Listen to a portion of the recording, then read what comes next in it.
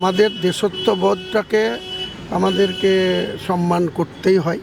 আমরা ভারতবাসী হিসাবে আমাদের ভারতবর্ষের দেশত্ববোধকে বা দেশের প্রতি অগাধ আস্থা রাখা আমাদের প্রত্যেক ভারতবাসীর কর্তব্য। এখন এটা বিজেপি তো সে ফয়দা নেওয়ার চেষ্টা করবে। সামনে 5 মাসের মধ্যে বিহারে ভোট আছে, 10 মাস 11 মাস পরে আমাদের বেঙ্গলেও ভোট হবে আগামী এপ্রিলে মেতে। তো সেদিক দিয়ে একটা রাজনৈতিক দল হিসেবে বিজেপি সেটা ক্রেডিট নেওয়ার চেষ্টা করবে। আমরা মমতা বন্দ্যোপাধ্যায়ের নেতৃত্বে পশ্চিমবাংলায় তারা যেমন বিহারে নীতিশ কুমার আছে বা বিরোধীতে কংগ্রেস আরজেডি আছে, তারা তাদের মতো করে লোকাল ইস্যুগুলো বুঝাবে, বিজেপি সরকারের খারাপ দিকগুলো বুঝাবে।